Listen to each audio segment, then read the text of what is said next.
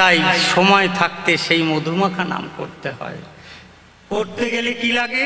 সুন্দর একটা মন লাগে। সে মনে থাকবে না হিংসা, থাকবে না দেশ, থাকবে না বিদ্বেষ, থাকবে না অহংকার, থাকবে না আভিজাত্য, থাকবে না আমিত্ব। সেখানে শুধু থাকবে কি? আমি সবার থেকে নিচু। জগতে যারা আছে তাদের সকলের থেকে আমি নিচু। রবীন্দ্রনাথ বলছেন, আমার মাথা নত করে দাও হে তোমার চরণ ধুলির তলে। গুণীজন কত ত্যাগ তার, তিনি বলেছেন, আমি এমন কোনো সৌভাগ্য করিনি যে তোমার চরণের উপরে আমার উন্নত মস্তক থাকবে। তাই তিনি বললেন যে চরণ ধুলির তলে, যেথা তোমার চরণ চিহ্ন পড়বে, সেই চরণের ধুলির নিচে যেন আমার উন্নত মস্তক রাখতে পারি। তাহলে দেখুন তো, কবিবর তিনি, কবি গুরু উপাধি তার, কত ধন্যতা তার। তাহলে কৃষ্ণ ভক্তের পরিচয়টা কোথায়? ধন্যতায়। চৈতন্য লীলায় আসুন। চৈতন্য লীলায় আমার মহাপ্রভু নবদ্বীপে ব্রাহ্মণ সমাজ, বৈষ্ণব সমাজ প্রচন্ড ছুতমার্গ ছিল। এমন কঠিন ছুতমার্গ, জাতি বিদ্বেষ। এ ঘাটে অমুক স্নান করেছে, তাই অমুকরা আর এ ঘাটে স্নান করতে পারবে না। অমুকরা এটা স্পর্শ করেছে, সেটার কারো ভাগ্যে জুটবে না। অমুক এটা স্পর্শ করেছে দেখে অমুক সেবা নিতে পারবে না। ছুতমার্গ। তাই মহাপ্রভু জন্মের পরেই, গঙ্গা তীরে যখন জন্ম হলো মহাপ্রভুর, তখন থেকে একটু দুষ্টু প্রকৃতির ছিলেন। তাই যখন ওই নামি দামি আত্ম অহংকারী আভিজাত্যকারী ওই ব্রাহ্মণ সমাজগণ গঙ্গা বক্ষে নেমে গঙ্গার আরাধনা করে, পাদ্যার্ঘ দিয়ে আরাধনা করে যখন শুদ্ধ চিত্তে আহ্নিক সেরে যখন ফিরতে যাবেন, আর মহাপ্রভু তখনই পশ্চাৎ থেকে গিয়ে ঝাঁপ দিতেন আর সন্তরণ ক্রিয়া করতেন। ওই সাঁতারের ওই ছিটানো জল ওই সমস্ত ব্রাহ্মণ পণ্ডিতদের গায়ে গিয়ে লাগতো, আর তারা ভৎসনা করত, শচী দেবীর কাছে নালিশ করত, জগন্নাথ মিশ্রের কাছে নালিশ করত, তোমার ছেলে এই করেছে, অমুক করেছে, তমুক করেছে, এমনি করে বহু বহু অভিযোগ মহাপ্রভুর নামে। সেই মহাপ্রভু দেখলেন যে এই যে ভাগ্য হতো কলির জীব, কলির জীবের ভাগে মাত্র 1 ভাগ পুণ্য, আর 3 ভাগই হলো পাপ। ত্রিপাদম পাপম মেক পাদম পুণ্যম। 1 ভাগ মাত্র পুণ্য নিয়ে এই সমস্ত কলির জীব আমরা কিন্তু বয়ে বেড়াচ্ছি। তাই এই ছন্ন কলি, ছন্ন ছাড়া হবে। মহাপ্রভুর আগমনের পূর্ব মুহূর্তে অদ্বৈত আচার্য ওই গঙ্গায় নাভি জলে দাঁড়িয়ে স্নান আদি সেরে প্রভুর উদ্দেশ্যে বলতেন, হে প্রভু, এখনো কি তোমার নিদ্রা ভাঙবে না? এখনো কি তুমি গোলক বিহারী হরি? মর্তলোকের শিশু কাঁদে, নারী কাঁদে, মাতা কাঁদে, পিতা কাঁদে, ম্লেচ্ছ আচরণে ভরপুর হয়ে যাচ্ছে, আস্তিকতা থেকে নাস্তিকতায় পরিণত হচ্ছে। এখনো কি তুমি নিদ্রা থেকে তুমি জাগবে না প্রভু? এসো, এসো তুমি, এসো তুমি দয়ালে হরি। কত আশায় বুক বেঁধে আছি, কবে তোমার চরণ স্পর্শে ধন্য হবে এই ভাগ্য হত কলির জীবের মাটি। তাই তুমি আর দেরি করো না, এসো, এসো প্রভু, তুমি এই ধরাধামে তুমি অবতীর্ণ হয়ে কলির জীবের সমস্ত কলুষ মুক্ত করো, সমস্ত পতিতকে উদ্ধার করে তোমার নাম হোক সার্থক পতিত পাবন হরি। তাই তুমি কৃপা করো, তুমি এসো, এসো তুমি প্রভু। অদ্বৈত প্রভুর হুঙ্কারে, অদ্বৈত প্রভুটাকে শিব শক্তি, ওনার হুঙ্কারে প্রভুর আসন টলেছিল। যার দরুন শ্রীমতী রাধারানীর সাথে যখন আনন্দে আত্মহারা প্রভু বৃহৎ বৃন্দাবন মাঝে, এই বৃন্দাবন ছাড়াও বৃহৎ বৃন্দাবন আছে, যখন গুরু কৃপা ফলে কোনো ভক্ত যদি গুরু সঙ্গ পায়, সেই সঙ্গে গেলে গুরু যদি কৃপা করেন, তবে বৃহৎ বৃন্দাবনের সন্ধান সে ভক্ত পাবে। তা ব্যতীত নয়। সেই বৃহৎ বৃন্দাবনকে কিন্তু চর্ম চক্ষে দর্শন করা বহু কঠিন। তাই সেই বৃহৎ বৃন্দাবন মাঝে বাম পার্শ্বে শায়িত শ্রীমতী লাদিনী শক্তি শ্রীমতী রাধারানী, বামে লয়ে বংশীধর তিনি বংশীধ্বনিতে আত্মহারা হয়ে যখন আছেন, তখনই অদ্বৈত প্রভুর হুঙ্কারগুলি মাঝে মাঝে কর্ণকুহরে জেগে উঠত। রাধারানী বলতেন, প্রভু প্রভু তুমি কি শুনতে পাচ্ছ? মর্তলোকে মর্তবাসী তোমার নাম ধরে ডাকছে, বলছে তুমি এসো এসো, তুমি মহাপ্রভু, এসে তুমি চৈতন্য হও, এসে তুমি ভাগ্যহত কলির জীবকে তুমি ধন্য করো। আজ এই যে মায়ের চোখের জল, শিশুর চোখের জল, ব্রাহ্মণদের অত্যাচার, বৈষ্ণব সমাজের সমস্ত সুতমার্গ প্রথা, এগুলোকে তুমি ধ্বংস করবে না প্রভু? এসো এসো, তুমি যদি ভক্ত বাঞ্ছা কল্পতরু হয়ে থাকো, তাহলে তোমাকে আসতেই হবে এই মর্তধামে। তুমি শুনতে পাচ্ছ না প্রভু? দেখো তোমার কোন ভক্ত আহ্বান করছে কাতর স্বরে। তুমি যাবে না প্রভু? বলো তুমি যাবে? ভক্তকে কি শুধু তুমি কাঁদাবে? শুনতে পাচ্ছ না তুমি ভক্তের করুণ কণ্ঠস্বর? প্রভু বলছিলেন, হ্যাঁ শ্রীমতী, আমি শুনতে পাচ্ছি। ও শুধু আজকে নয়, বহুদিন ধরে আমাকে ডাকছে, কিন্তু আমি কি করি বলো তো? আমি তো দোদুল্যমান পরিস্থিতিতে আছি। ও কেন প্রভু? বলছে, আমি আশা করেছিলাম কলিতে আমি যাব, কিন্তু আমি একা যাব। তবে আমি, শ্রীমতী বলছেন, আমি বলছে তোমাকে আমি কি করি? এখানেই তো দ্বিধাগ্রস্ত আমি। তাই যেতে যখন তুমি বলছো আমি যাব, তবে আমি একাই যাব। কিভাবে যাব? অন্তরেতে রবে তুমি, বাহিরেতে রব আমি, জয় রাধে গোবিন্দ বলে বেড়াইব আমি। এমনি করে বলছেন। যখন এ কথা বলছেন,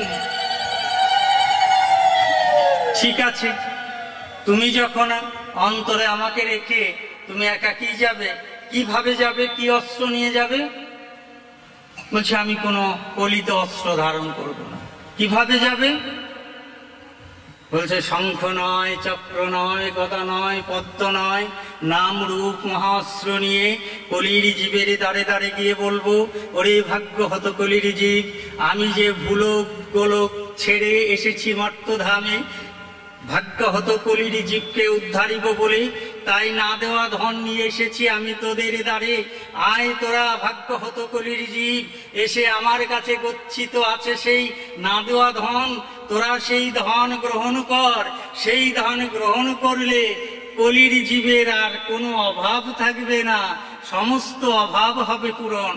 তাই তিনি একথা যখনই বলছিলেন, তখন শ্রীমতী বললেন, ভালোই তুমি বললে প্রভু, তুমি শঙ্খচক্র গদাপদ্ম ত্যাগ করে তুমি নাম রূপ মহাস্ত্র নিয়ে জীবের দ্বারে দ্বারে গিয়ে হরিনাম বিতরণ করবে। ধুলায় দূষিত হবে, পথের কত কাটা তোমার কোমলঙ্গে বিঁধবে, রুধির ধারা ছড়বে, কিন্তু আমি তোমার অন্তরে থাকবো। অন্তরে থেকে সে ব্যথা আমি কেমন করে সইব প্রভু? সেটা হবে না। তাহলে যুগে যুগে যেমনি করে কাঁদিয়েছ মোরে, কলিতেও কাঁদিবারে সুযোগ দাও মোরে। আমি যেন কলিতে গিয়েও তোমার নাম নিয়ে আমি কাঁদতে পারি। তাই বলছিলাম কি, তুমি আমার অন্তরের ধন, তুমি রবে অন্তরে। তাই অন্তরেতে রবে তুমি, বাহিরেতে রব আমি, শ্রীকৃষ্ণ চৈতন্য বলে বেড়াইব আমি, শ্রীকৃষ্ণ চৈতন্য বলে বেড়াইব আমি। তাই প্রভু কি করলেন? দুই তনু এক হয়ে অন্তরেতে কৃষ্ণ মূরতি, বহিরাঙ্গে রাধারানীর গৌর বরণ, সেই উপরে রাধা ভাব নিয়ে অন্তরে কৃষ্ণ মূরতি রেখে কলির জীবের দ্বারে দ্বারে গিয়ে হরিনামের প্লাবন ছড়িয়েছিলেন। শান্তিপুর ডুবো ডুবো নদে ভেসে যায়।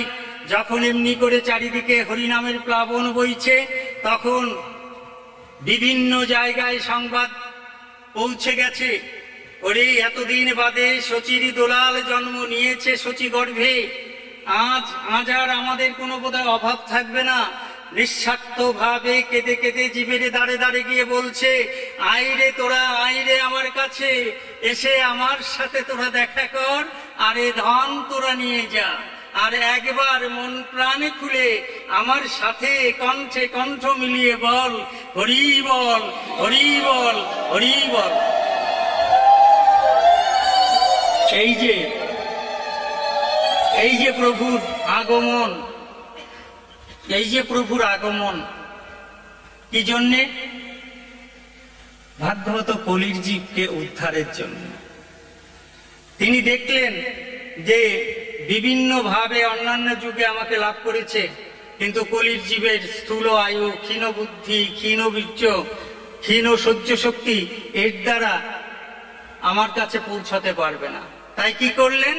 তিনি হরিনাম মহামন্ত্র তিনি নিলেন, যা হরিনাম নিয়ে আসতে গেলে অর্থ লাগবে না, কোনো পরিশ্রম হবে না, থাকবে শুধু একটা ভাবনা, সৎ ভাবনা, আশা, আমি হরিনাম করব, এটুকু হলেই যথেষ্ট। তাই তিনি বললেন, কলির জীবের হরিনাম ছাড়া গতি নাই, হরের নাম ঐব, হরের নাম ঐব, হরের নাম ঐব কবলম, কলৌ নাস্তেব্য নাস্তেব্য গতিরন্যথা। কলির জীবের নাম ছাড়া আর কোনো গতি নাই।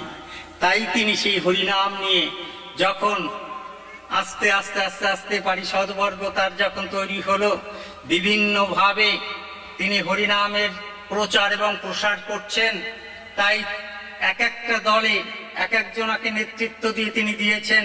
এই যে হরিবাসরে কীর্তনগুলি করছেন, এই যে হরিবাসর আমরা বলি, হরিবাসর যেখানে আমার প্রভুর ঘর, বাসর শব্দে ঘর, সে ঘরে বিরাজ করে কে? আমার হরি, আমার অনাদির আদি গোবিন্দ, তিনি বাস করেন। সেই হরিবাসর আমরা করি, কেন করি?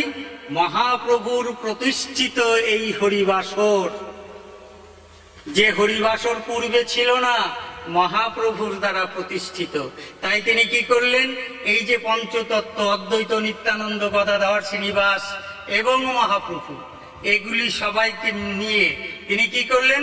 এক একটা ভাগে, এক একটা ভাগে কিছু কিছু ভক্তদের দিয়ে এমনি করে ভাগ করে করে রাস্তা দিয়ে সারিবদ্ধ ভাবে হরিনাম করতে করতে চলছেন। সকলের অগ্রে রয়েছেন আমার দয়াল নিতাই এবং ভক্ত হরিদাস। এই দুটি ব্যক্তিকে দিয়েছেন সবার আগে।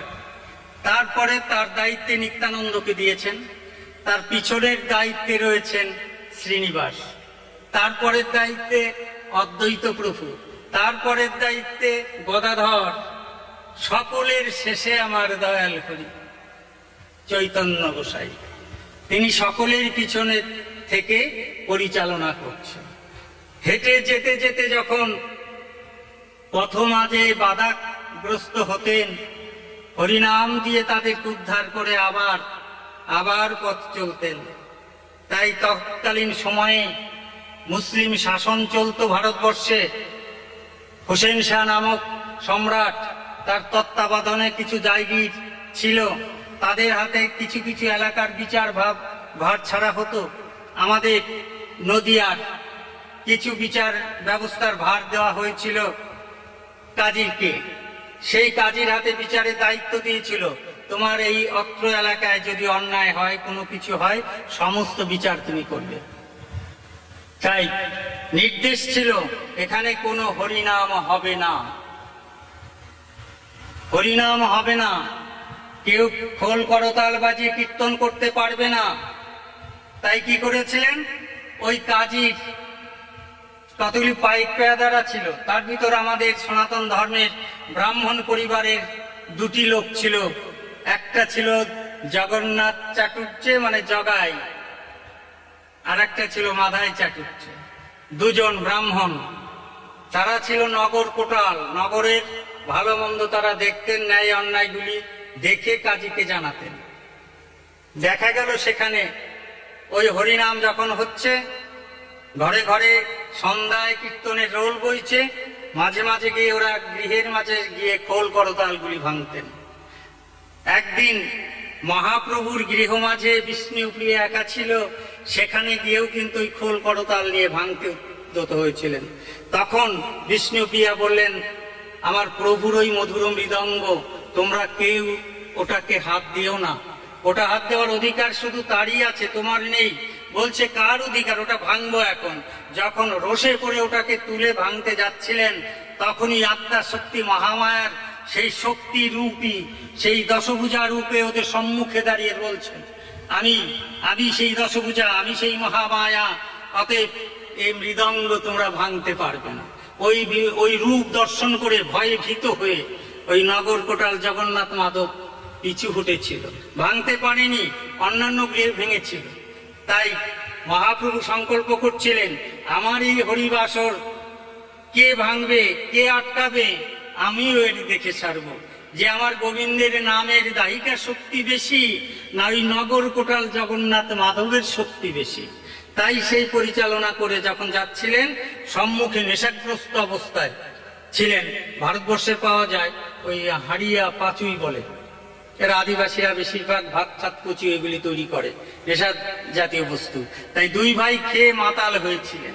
তাই যখন এমনি যাচ্ছিলেন, যেতে যেতে হরিনাম করতে যাচ্ছেন, হরিনাম করতে করতে যখন চলছেন, তখন বলছে, এই দাঁড়াও এখানে, তুমি কে? তা হরিদাস প্রথমে বলছে, আমি হরিদাস। বলছে, বন্ধ করো কীর্তন। বলছে, প্রভুর তো নির্দেশ নেই, এই হরিনাম আমি বন্ধ করতে পারবো না। এই তুমি কে? আমি নিতাই। বলছি না হরিনাম বন্ধ করো। বলছে না, এই হরিনাম বন্ধ করা যায় না। তোমরা কেন বুঝতে পারছো না? এই হরিনামে ত্রিতাপ জ্বালা দূরে যায়। তোমরাও আমাদের সাথে একবার ওই হরিনাম করো, আমাদের সাথে সাথে বলো, জয় রাধে জয় রাধে জয় রাধে। নিতাই যখন একথা বলছিলেন, নিতাই একথা বলার পরে দেখা গেল জগন্নাথ মাধব কিছুতেই কিন্তু ক্ষান্ত হলো না। না হওয়াতে কি করেছেন, ওই যে হাড়িয়া খাচ্ছিল মাটির হাড়িতে, ওই হাড়ি একটা নিয়ে ওই জগাই আর মাধাই, তা জগাই অতটা উত্তেজিত ছিল না, মাধাই ওই হাড়িটা নিয়ে এমনি করে আঘাত করেছে। হরিদাসকে আগলে রাখতে গিয়ে আমার দয়াল নিতাইয়ের ললাটে আঘাত লেগেছে, রুধির ধারা বয়ে যাচ্ছে। তখন এই রক্ত দেখে হরিদাস বলছে, ঠাকুর আমাকে রক্ষার জন্য তুমি কেন এমনি করে আঘাত সহ্য করলো? বলছে, না না, তাতে কি হয়েছে? ওরে জগাই, ওরে মাদাই, মেরেছিস মার, আরো মার, তবু একবার হরি বল, একবার হরি বল, দেখবি তোদের সব অভাব দূরে যাবে। কিছুতেই হচ্ছে না। ইতিমধ্যে সংবাদ পৌঁছে গেছে পশ্চাতে, মহাপ্রভুর কাছে গিয়ে সংবাদ পৌঁছে গেছে যে এই নগর কোটাল জগন্নাথ মাধব নিতাই অঙ্গে করেছে আঘাত। একথা শুনেই তিনি ঊর্ধ্বশ্বাসে পশ্চাৎ থেকে ক্রোধান্বিত হয়ে এসে সম্মুখে যখনই দাঁড়িয়েছেন, এখন দেখছেন নিতাই ললাট বেয়ে রুধির ধারা ঝরছে। হরিদাসকে বলছেন, বল হরিদাসকে মেরেছে জগৎ আমি রাখবো না রে। সুদর্শন, সুদর্শন তুমি এসো, আমার নিতাই অঙ্গে যে করেছে আঘাত তাকে আমি ধ্বংস করব। একথা যেই বলেছেন, দয়াল নিতাই গিয়ে দুপা জড়িয়ে ধরেছেন মহাপ্রভু। বলছে, প্রভু প্রভু এটা কি তুমি বললে? কেন, তোমার অঙ্গে আঘাত পড়েছে? বলছে, মারুক না, মারুক, আমাকে আরো মারুক, কিন্তু তুমি না বলেছো, তুমি কেন ভুল করছো? বলছে, কেন?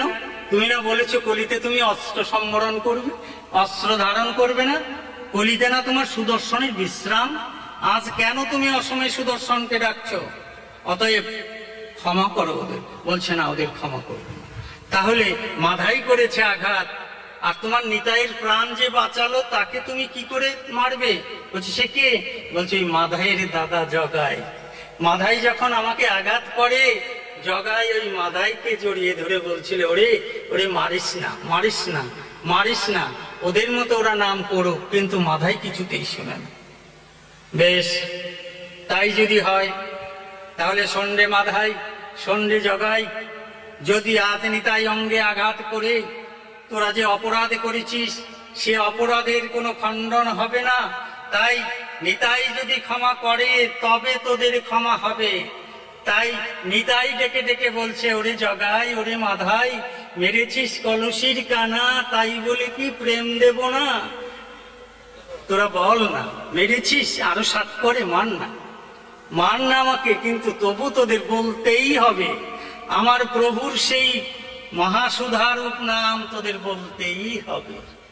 তাই যখন এই কথা বলছেন তখন জগাই বলছেন মাদাইকে, মাদাই দেখ, এত বড় অন্যায় করেছি, তারপরেও ক্ষমা যখন করছে, আর ভুল করব না, আয় তুই ওই নিতাই আর ওই সেই গৌর, ওদের দুজনার দুটি চরণে আমরা আত্মসমর্পণ করি।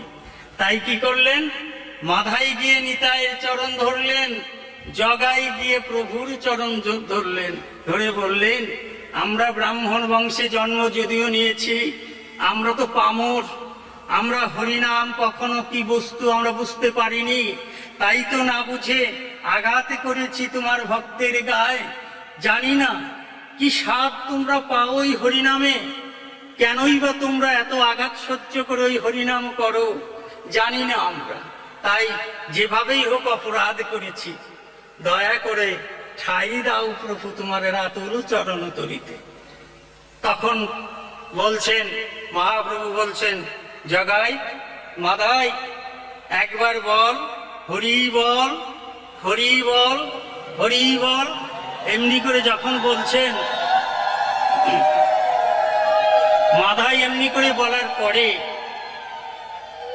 এখন জগাই বলছে, এই মাধাই তুই তো একবার উচ্চারণ করেছিস, কেমন রে, কেমন মনে হয় তোর?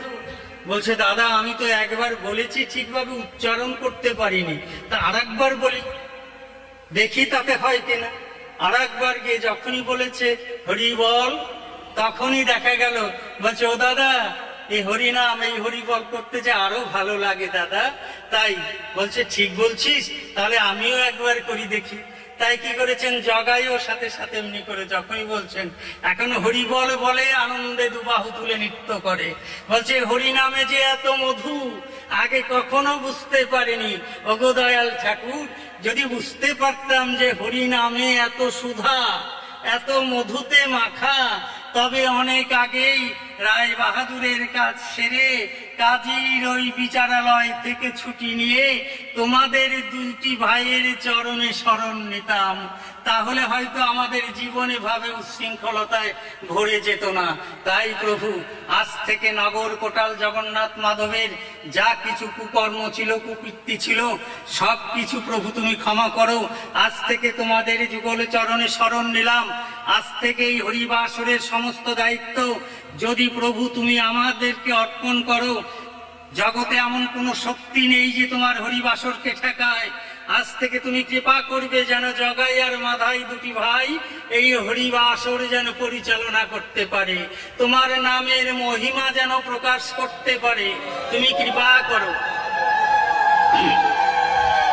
তাহলে সেখানে হরিনামে যখন জগাই মাধায় ধুলায় দূষিত হয়ে যখন ক্রন্দন করছেন, মাঝে মাঝে উঠে নৃত্য করছেন, মহাপ্রভু বলছেন নবদ্বীপের কাজ আমার প্রায় শেষ হয়ে এলো। একথা বলেই আবার উনি পশ্চাতে চলেছেন, আবার ছুটে গেছে, ছুটছে, আবার হরিনাম চলছে, কিন্তু সকলেই বলা বলি করছে কাজীর বাড়ির দিকে নিমায়ের হরিবাসর আসছে। তাই তাড়াতাড়ি কি করেছেন, উনি ওই দরজাটা বন্ধ করে দিয়েছেন, দরজাটা বন্ধ করে ঘরের ভিতরে বসে আছেন। তার নিমায়ের সেই হরিবাসরের যত ভক্তগণ খোল করতালের সাথে নৃত্য করতে করতে, হরিনাম সংকীর্তন করতে করতে ওই কাজী সাহেবের বাড়ির দিকে ছুটেছে। যখনই কাজী সাহেবের বাড়ির কাছাকাছি এসছেন, কাজী পত্নী আবিদা বলছেন, কাজী সাহেব তুমি কি শুনতে পাচ্ছ মধুর মৃদঙ্গের সেই আওয়াজ? শুনতে পাচ্ছ সেই হরিনামের কোলাহল? বলছে হোক না, আমি তো ফটক বন্ধ করে দিয়েছি। ওই কাজী সাহেব আমি যতটুকু জানি, বেশি না জানলেও, লোহার ফটক দিয়ে আটকিয়ে নিমায়ের হরিনাম বন্ধ তুমি করতে পারবে। তাই যদি পারো আর কোনো কিছু না করে, আর কোনো কিছু না ভেবে লোহার ফটক তুমি খুলে দাও, আমরা দুজনা পাশে দাঁড়াই, নিমাই আসুক, ওর হরিনামের প্লাবনে আমরাও ফেসে যাই, আমাদের জীবন ধন্য করি। তাই কি করলেন, বলছে না না, তা কিছুতেই সম্ভব নয়। তাই কি করলেন, ইতিমধ্যে মহাপ্রভু কিন্তু লোহার ফটক ভেদিয়া কাজীর গৃহ মাঝে প্রবেশ করেছে। বলছেন কাজী সাহেব কে, কে তুমি? বলছে আমি নিমাই, আমি শচীপুত্র নিমাই। বলছে তুমি এখানেও এসেছো? বলছে কাজী সাহেব তুমিই তো আমাকে আসতে বাধ্য করলে। বলছে আমি তো লোহার ফটক আটকিয়ে রেখেছি। আবেদা বললেন কাজী সাহেব লোহার ফটক আটকিয়ে বাইরের দরজা বন্ধ করা যায়, কিন্তু নিমাইয়ের হরি নামের প্রভাবে হৃদয়ের দরজা অনেক আগেই খুলে যায়। তাই আজ সেই কাজী সেই হৃদয়ের দরজা খুলে গিয়েছে, তাই তো সেই নিমাই আজ আমাদের গৃহ মাঝে উপস্থিত হয়েছেন। তা যখন এ কথা বলেছেন, বলছে আবিদা আমি জানি, আমি তো বিচারক, কর্তব্যে আমাকে কঠোর হতে হয়। নিমাই, কতদিন আশায় পথ চেয়ে বসে আছি, লোক মুখে অনেক কথা শুনেছি, অনেক তোমার কুকর্মের কথা কেউ বলেছে, সুকর্মের কথা বলেছে, কিন্তু লোকে তোমাকে যে যাই বলুক, আমি জানতাম তুমি সেই অনাদির আদি ভগবান, তুমি সেই স্বর্ণকলিকে ধন্য করতে তুমি এসেছো। আমিও যে পথ চেয়ে বসে আছি, তুমি আমার মতো পামরকে কি উদ্ধার করবে না নিমাই? আমি বাইরের দরজা আটকে রাখলেও আমি মনের দরজা খুলে রেখেছি অনেক আগেই। তাই এসেই যদি থাকো, কৃপা করো তুমি আমাকে।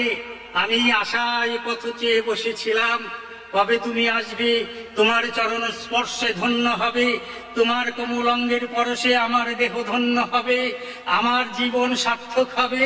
তাই তুমি কৃপা করো, তুমিই তো মহাপ্রভু। তখন বলছেন কাজী সাহেব, তুমি আত্মসমর্পণ করেছ, ধন্য তুমি, এবং ধন্য শুধু তুমি নও, তোমার পত্নী আবেদার জন্যই তুমি ধন্য।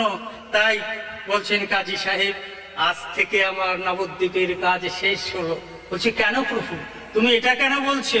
বলছে আজ বড় বাধা বিঘ্ন পেরিয়ে যে কাজটা বাকি ছিল সেটা উদ্ধার হয়েছে, এখন আর আমার প্রয়োজন নেই।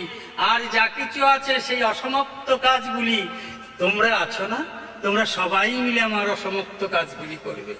তাই মহাপ্রভু সেদিন শিবা সাঙ্গিনায় ফিরে সমস্ত ভক্তমণ্ডলীকে ডেকেছিলেন। নবদ্বীপে যত বিদ্বজন ছিলেন সকলেই উপস্থিত হয়েছিলেন। সেখানে উপস্থিত হওয়ার পর কীর্তন প্রসঙ্গ চলছিল, কীর্তন হচ্ছিল, আনন্দ উল্লাস হচ্ছিল। হতে হতে মহাপ্রভু নৃত্য করছিলেন। মহাপ্রভুর দেহটা এমন, সকলের উপর দিয়ে ওনার উন্নত মস্তক দর্শন হতো। আজ অনলম্বিত ভুজ তিনি, তাই তিনি নৃত্য এমনি করছিলেন। করতে করতে হঠাৎ করে তার মহাভাব উদয় হয়। মহাভাব যখন উদয় হয়, উনি কি করলেন, ওই শ্রীবাস সাঙ্গিনার কীর্তন প্রসঙ্গ থেকে বেরিয়ে যেখানে শ্রীবাসের বিষ্ণু খট্টা, যেখানে বিষ্ণুর শয়ন খাট, সেখানে গিয়ে ওই বিষ্ণু খট্টায় তিনি উপবেশন করেছেন। উপবেশন করে অভয় মুদ্রা প্রদান করে বলছেন, বলো নবদ্বীপের বৈষ্ণব সমাজ, আজ তোমাদের কার কি চাওয়া আছে তোমরা বলো, আমি তোমাদের সকলের আশা করিব পূরণ। এই কথা যখন বলছিলেন, একে একে যার যেমন চাওয়া চাইতে যাইবেন সকলের অগ্রে বৃদ্ধ সেই অদ্বৈতাচার্য তিনি কি করেছেন, আর কিছু খুঁজে না পেয়ে কিছু সাদা ফুল নিয়ে আখি জল তার পড়ছে, সেই আখি জল, সে পুষ্প দিয়ে আখি জল মুছে করজগুলো এমনি করে কর হস্তে যুগল করে নিয়ে আজ কি করেছেন, সেই প্রভু বিষ্ণু খট্টায় বসা চরণের কাছে গিয়ে এমনি করে তিনি পুষ্পার্ঘ্য নিবেদন করে বলছেন, মহাপ্রভু কতবার এসেছি তব চরণের পাশে, পাদ্য অর্ঘ্য দিয়ে তব চরণ পূজার আশায় এসেছি যতবার, ফিরিয়ে দিয়েছ ততবার। আজ প্রভু তুমি নিজে থেকে নিজে হলে অবতরী। তাই ধন্য অদ্বৈতাচার্য জীবন, এটাই তো আমি চেয়েছিলাম। বড় আশায় বুক বেঁধে তোমার শরণ নিয়েছিলাম। তাই অদ্বৈতাচার্য এই বৃদ্ধ কি আছে তার, কি দেবে আর। তাই এই পুষ্পাঞ্জলি অশ্রু সিক্ত এই পুষ্প দিয়ে তোমার যুগল চরণ বন্দনা করছি, তুমি গ্রহণ করো প্রভু, আর অদ্বৈতাচার্যকে তুমি আশীষ প্রদান করো। তাই যখন অদ্বৈতাচার্য এমনি করে চরণে পুষ্পাঞ্জলি দিয়েছেন, তারপরে একে একে সব ভক্তকুল যারা ছিলেন একে একে দিয়েছেন। যার যেমন চাওয়া মহাপ্রভুর কাছ থেকে কিন্তু চেয়ে নিয়েছিলেন। দুটি ভক্ত বাদে সবার আশা পূরণ করলেন। একটাকে ভক্ত হরিদাস, যাকে প্রাণ থেকে ভালোবাসতেন, প্রাণাধিক হরিদাস, মহাপ্রভুর দেয়া নাম। তাই কি করছেন, ছুটে বিষ্ণু ঘট্টা থেকে নেমে হরিদাসের কাছে গিয়ে হরিদাসকে বলেছিলেন 3 লক্ষবার নাম জপ করো। তখন হরিদাসের কাছে গিয়ে বলছেন, ও হরিদাস, তুমি এখানেই বসে রইলে? বলছি, প্রভু তুমি এখানে, আমাকে একটু স্মরণ করলেই তো আমি যেতে পারতাম, কেন তুমি কষ্ট করে এলে প্রভু তুমি আমার কাছে? বলো বলো কি জন্য এসেছো? বলছে, তুমি আসতে আমাকে বাধ্য করলে হরিদাস। ও কেন, আমি কি করেছি প্রভু? বলছে, করনি। আজ নবদ্বীপের বৈষ্ণব সমাজ যারা ছিল সকলেই এসে তাদের যার যেমন চাওয়া সেইভাবে চেয়ে নিয়ে গেল। তোমার কি কিছুই চাওয়ার নেই হরিদাস? তোমার হৃদয়খানা কি দিয়ে গড়া, কি দিয়ে গড়েছ তুমি? কিছুই কি চাওয়ার নেই তোমার? বলছে, প্রভু তুমি তো সকলেই জানো, আমার চাওয়া বলতে তুমি, আমার পাওয়া বলতেও তুমি। তোমার হরিদাসের আর কোনো চাওয়া নেই, তুমি জানো না? বলছে, না, আজকে কিছু তোমাকে চাইতেই হবে। বলছে, আমি চাইব? প্রভুর উন্নত মস্তক আপাদ মস্তক দর্শন করে হরিদাস দেখতে পাচ্ছেন প্রভু ধীরে ধীরে ক্রোধান্বিত হচ্ছেন। এখন চিন্তা করছেন, আমি যদি প্রভুর কাছে কিছু না চাই তাহলে তো প্রভু আরো আরো ক্রোধান্বিত হবেন। তাই কি করলেন, প্রভু তুমি শান্ত হও, তুমি যখন নিজ গুণে কৃপা করে দিতেই চাইছো, তাহলে প্রভু একটা কাজ করো, এই জগৎ জোড়া তোমার পরম কৃষ্ণ ভক্ত যারা আছে, বলছে হ্যাঁ আছে, তারা তোমাকে সেবা দিবে? বলছে হ্যাঁ দেবে। তাহলে সেই সেবার পরে সেই প্রসাদটা তোমার সেই কৃষ্ণ ভক্ত সেবা নেবে? হ্যাঁ তা নেবে। তাহলে সেই কৃষ্ণ ভক্ত সেবার পরে যদি সে থালায় কিঞ্চিত পরিমাণ কিছু উচ্ছিষ্ট থাকে, সেই উচ্ছিষ্টটুকু যেন তোমার অদম হরিদাসের ভাগ্যে জুটে। কি ত্যাগ, কি ত্যাগ হরিদাসের!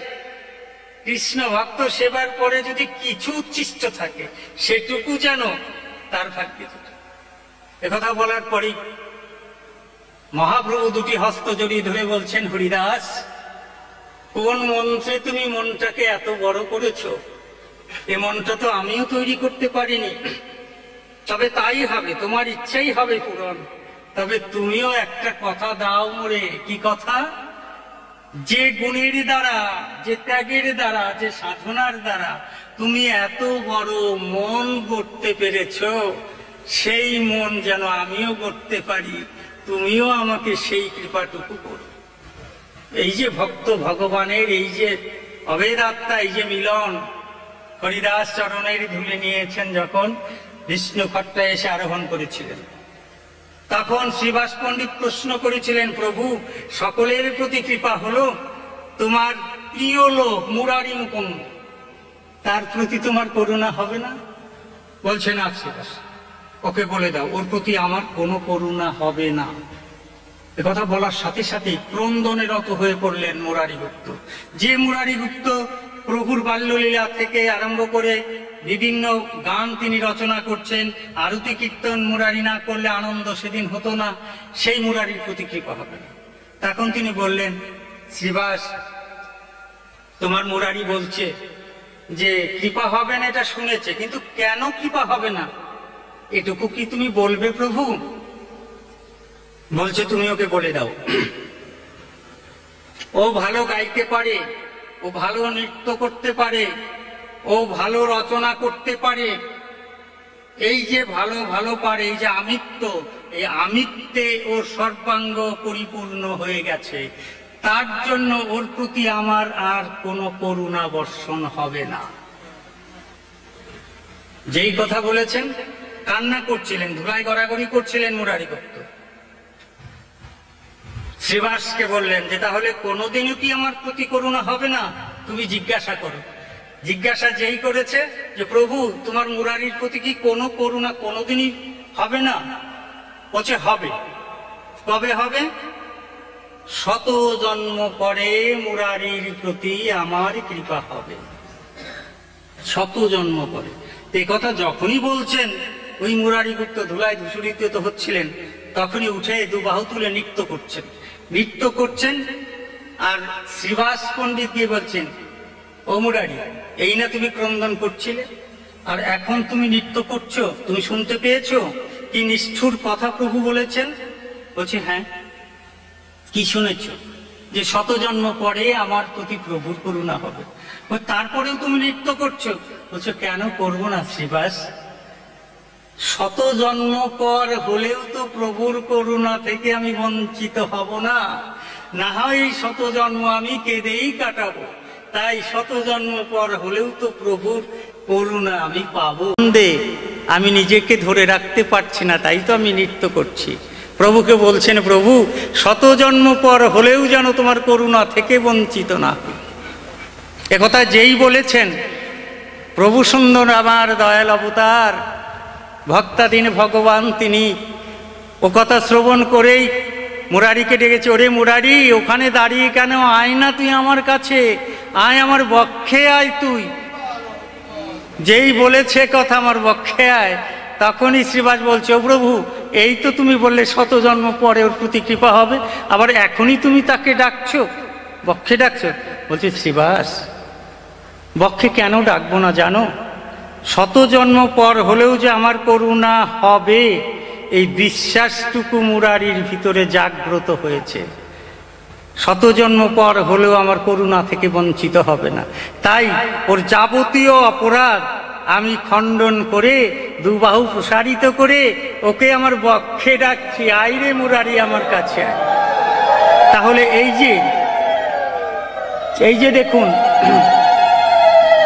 এই যে ভক্ত এবং ভগবান, এই যে বাঞ্ছাকল্প তরু যুগে যুগে ভক্তের মনোবাসনা পূরণ করেন দেখে তিনি বাঞ্ছাকল্প তরু। চৈতন্য লীলার দিগদর্শনেই আমরা তো অনেকভাবে প্রভুকে আপ্যায়ন করি, কিন্তু প্রভু দেখালেন আমি পতিত পাবন হরি, আমি পামর তারিতে যাই প্রতি ঘর, নিজ কার্য আমার নেই। তাই কি করলেন তিনি, তার যে পারিষদবর্গ যারা ছিলেন, পারিষদবর্গের ভিতর একটি ভক্ত, সেটা হলো ব্রহ্মহরিদাস।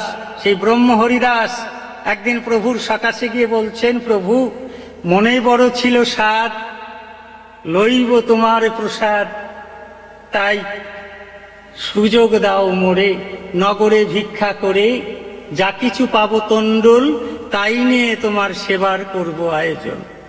কথা দাও মোরে। ঠিক আছে হরিদাস, তাই করো।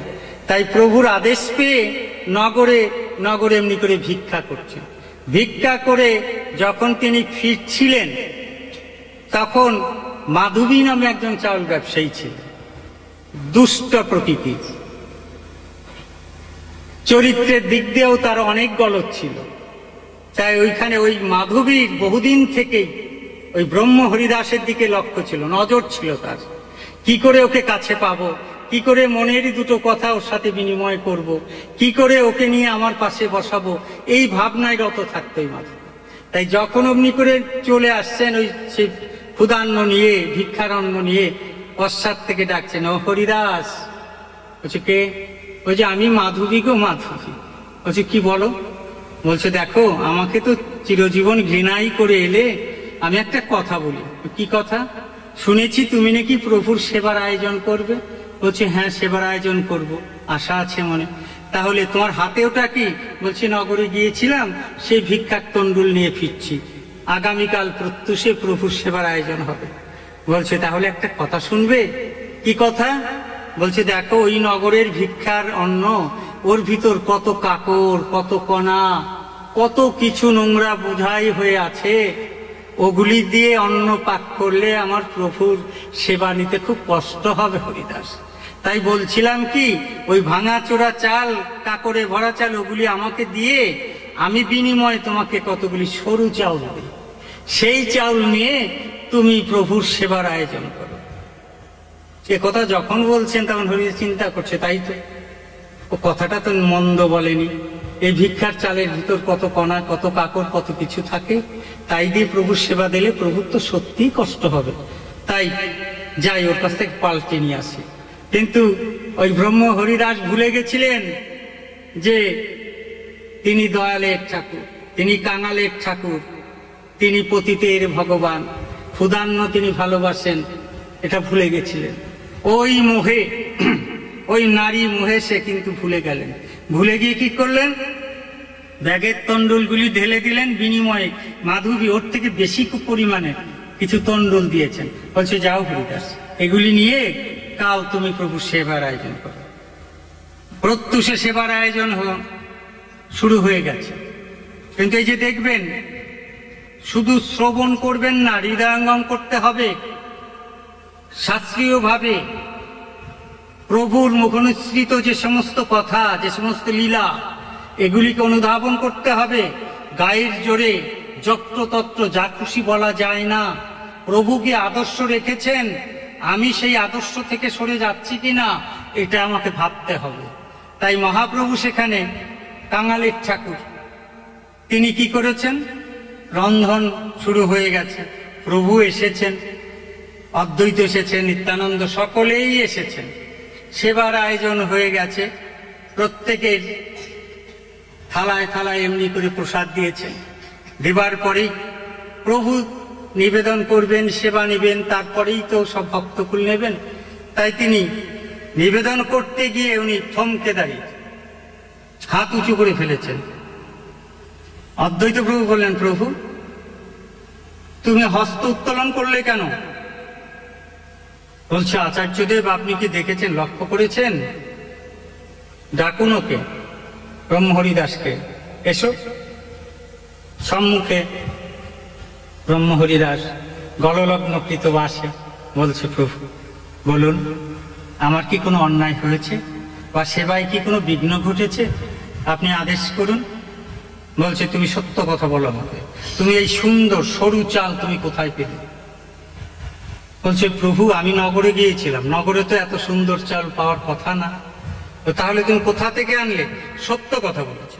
বলছে, প্রভু আমি এটা নিয়ে যখন ফিরছিলাম, ওই মাধবী চাল ব্যবসায়ী ওই বলল যে ওই ভাঙাচোরা চালে সেবা করতে কত কাকর কণা আছে, সেবা করতে প্রভুর কতই না কষ্ট হবে, তার চেয়ে ওগুলি দেওয়া নয়, আমি বিনিময়ে সরু চাল দিই, তাই নিয়ে তুমি প্রভুর সেবার আয়োজন করো। আমি প্রভু সেই চাল নিয়ে এসে তোমার সেবার আয়োজন করেছি। এটা কি আমার কোনো অপরাধ হয়েছে? ওই মূর্খ কোথাকার, তুমি জানো না আমি কাঙালির ঠাকুর? কত গৃহী কত আশা নিয়ে একমুষ্ঠ অন্ন তোমায় দিয়েছে, সেই অন্নটা তুমি সেবায় আমাদের না লাগিয়ে দিয়ে এলে কোথায়? চাল ব্যবসায়ী মাধবীর কাছে। তোমার মুখ দর্শন আমি করব না। এই যে দেখুন, সময়ে সদয়, সময়ে কিন্তু নির্দয়। যখনই বলছে তোমার মুখ দর্শন করব না, তখনই হরিদাস পরম ভক্ত, সে বক্ষের উড়না দিয়ে মুখটা ঢেকে ফেলেছিলেন, পাছে প্রভু যদি তার বদন দেখে ফেলেন। তাই বলছেন, কাঁদছে আর বলছে, প্রভু আমি ভুল করে না বুঝে আমি করেছি, এটা তুমি ক্ষমা করো প্রভু। তুমি যা বলবে আমি উন্নত মস্তক নত করে মানব, তবু প্রভু তুমি সেবা নাও। কত ভক্তকুল রয়েছে, তুমি সেবা না করলে তাদের সেবা হবে না, তাই তুমি সেবা নাও, সেবা করে তাদেরকে প্রসাদ দিয়ে তুমি ধন্য করো প্রভু। আমার ভাগ্যে যা হয় হোক, তবু তুমি সেবা নাও। বলছে না, সেবা হবে না। উঠে দাঁড়িয়েছেন, সঙ্গে সঙ্গে সবাই উঠে দাঁড়িয়েছেন। দাঁড়ানোর পর নিতাই অনুরোধ করে, অদ্বৈত অনুরোধ করে, প্রভু ছেলেটা কিভাবে কাঁদছে তুমি দেখছো, তুমি সেবা নাও, কিঞ্চিত পরিমাণ সেবা নাও। বলছে না, সেবা হবে না। হরিদাস বলছে, প্রভু আমি এমনই অধাম হলাম, আমি এমনই সেবাবাদী জীব হলাম যে আমার ভাগ্যে গুরু গোবিন্দের সেবা হলো না। কেন হলো না এখন আমি বুঝতে পারছি। আমি যে কুজনের সঙ্গে গেছিলাম, তাই তো আমার ভাগ্যে সেই গুরু গোবিন্দের সেবা হলো না। আমি জানতাম ছল কপট ওই মাধবী, জেনে শুনেও তবু তার কাছে গিয়েছিলাম ক্ষণিকের উন্মাদনায়। তোমাকে ভালো সেবা দিব